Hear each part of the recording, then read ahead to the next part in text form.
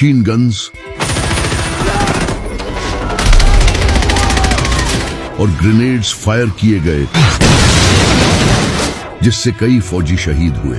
ये सब 4 से 7 दिनों तक चलता रहा, लेकिन सऊदी फोर्सेस फिर भी इन्हें मारने में नाकाम रही, क्योंकि ये बागी अंडरग्राउंड टनल्स को बंकर्स की तरह यूज कर रहे थे। ये टनल्स सदियों पुरानी थी और इनमें अंधेरा रहता था, जिस वजह से सऊदी फोर्सेस इनमें जाकर हमला नहीं कर सकती थी। इसके बाद 8 दिन गुजरने पर किंग खालिद ने फ्रांस GIGN स्पेशल फोर्सेस को सीक्रेटली मक्का बुलाया। इनके एडवाइजर्स ने मक्का में एंटर होने के लिए इस्लाम कबूल किया, क्योंकि मक्का में कोई काफिर एंटर नहीं हो सकता। उन्होंने सऊदी फोर्सेस के साथ मिलकर एक अटैक प्लान किया। इसके बाद फोर्सेस ने टीयर गैस और स्मोक ग्रेनेड्स बेसमेंट्स के एयरवेंट्स में छोड़ दिए, ताकि इन बागियों को खुली जगह पर लाया जाए, जिससे इन पर हमला किया जा सके। लेकिन इन बागियों ने मास्क पहन लिए थे। इसके बाद दोनों के दरमियान गन फाइट्स हुई, और वो भी टनल्स के अंधेरे में।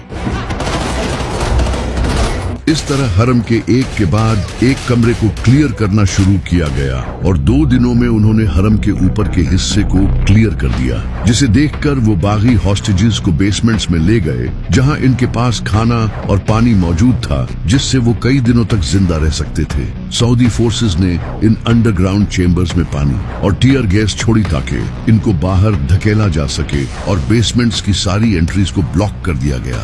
इस वक्त तक मोहम्मद बिन अब्दुल्लाह, जो कि खुद को मेहदी कहता था, वो मारा जा चुका था, लेकिन इसका कमांडर जुहैमन अभी भी हार मानने के लिए तैयार नहीं था। फिर 4 दिसंबर को जुहैमन और इसके 67 साथियों को सऊदी फोर्सेस ने पकड़ लिया, जिन्हें कुछ ही हफ्तों में सऊदी फोर्सेस ने पब्लिकली कत्ल कर दिया। लेकिन ये कोई पहली ट्रेजेडी नहीं थी जो कि काबा में पेश आई। इसके बाद 1999 के हज के दौरान 1400 से ज्यादा लोगों की मौत हुई, जो कि टनल्स में से गुजर रहे थे, लेकिन क्राउड ज्यादा होने की वजह से नीचे गिरकर इनकी मौत हो गई। इसी तरह 1987 सऊदी सिक्योरिटी ने 400 हाजियों को मार दिया,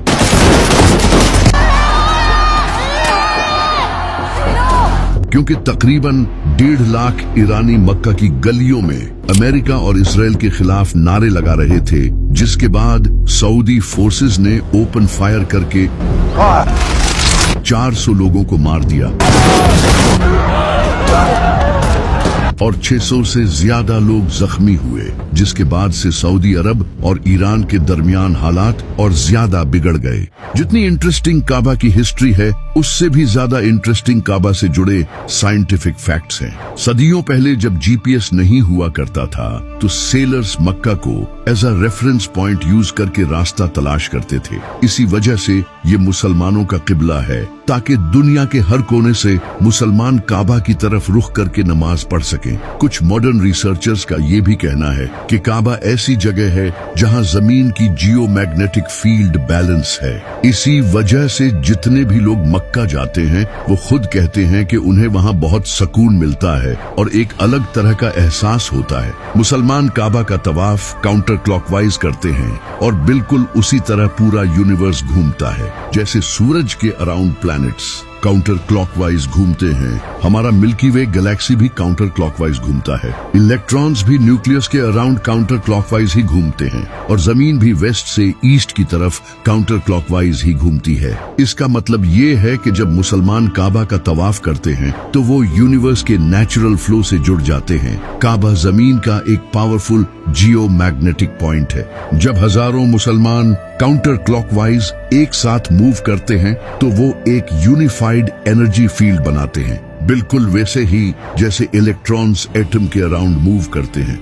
इसी वजह से अल्लाह ने कुरान में फरमाया है कि इस यूनिवर्स की हर चीज अल्लाह की तस्बीह करती है। वो तस्बीह यही है जिस तरह मुसलमान काबा में जाकर तवाफ करते हैं। अब क्योंकि हर चीज एटम से बनी है, इसलिए हर चीज इसी तरह अल्लाह की तस्बीह कर रही है। इसी वजह से सूफी अल्लाह की याद में घूमते हैं,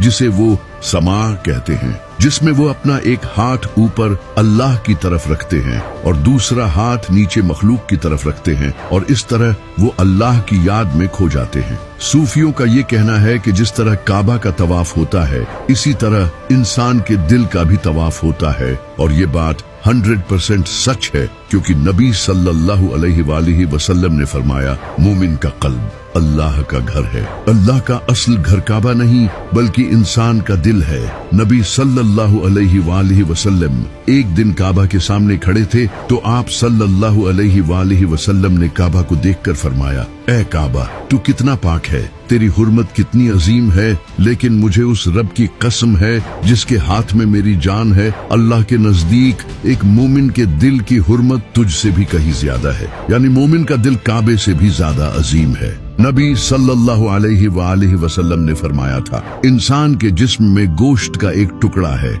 अगर वो ठीक हो तो पूरा जिस्म ठीक होता है, और अगर वो खराब हो तो पूरा जिस्म खराब हो जाता है, और वो टुकड़ा इंसान का दिल है। आप ये जानकर हैरान हो जाएंगे कि इंसान के दिल के अराउंड खून भी काउंटर क्लॉकवाइज ही मूव करता है, उसी डायरेक्शन में जिस डायरेक्शन में यूनिवर्स के प्लैनेट्स, गैलेक्सीज, एटम और मुसलमान तवाफ करते हैं। इंसान का दिल जिस्म में सबसे पावरफुल इलेक्ट्रोमैग्नेटिक फील्ड पैदा करता है जो ब्रेन से भी ज्यादा पावरफुल होता है। जिस तरह काबा में पावरफुल जियो फिजिकल और स्पिरिचुअल एनर्जी होती है, उसी तरह दिल भी एनर्जी रेडिएट करता है जो न सिर्फ हमारे जिस्म पर बल्कि हमारे आसपास के लोगों को भी इफेक्ट करती है। इसी वजह से सूफी कहते हैं कि असल काबा इंसान का दिल है जहां अल्लाह रहता है, और ये वही बात है जो नबी सल्लल्लाहु अलैहि वसल्लम ने भी फरमाई है। यहाँ तक कि काबा में जो ये पत्थर लगा है यानी कि हजरे अस्वद, इसके बारे में भी साइंस मानती है कि ये दुनिया का नहीं है, यानी जन्नत का पत्थर है। काबा जमीन का गोल्डन रेशियो है। अब ये क्या है? ये जो नंबर है 1.618, ये एक यूनिक मैथमेटिकल प्रोपोर्शन है जो दुनिया की बेस्ट आर्ट,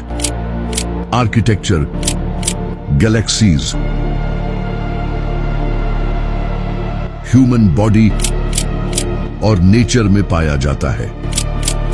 यानी इस दुनिया की जितनी भी कमाल की चीजें हैं, अगर उनका प्रोपोर्शन निकाला जाए तो वो 1.618 ही बनता है, जिसे गोल्डन रेशियो कहा जाता है। लेकिन कमाल की बात यह है कि यही गोल्डन रेशियो काबा में भी पाया जाता है। अगर हम काबा से नॉर्थ पोल का डिस्टेंस लें और फिर काबा से साउथ पोल का डिस्टेंस कैलकुलेट करें और इन दोनों डिस्टेंस का प्रोपोर्शन निकालें तो ये 1.618 ही बनता है, यानी द गोल्डन रेशियो। इसी वजह से इमाम अली अलैहिस्सलाम ने फरमाया था, अल्लाह ने काबा को मुसलमानों का किबला बनाया है जहां वो प्यासे जानवरों की तरह दौड़े हुए आते हैं।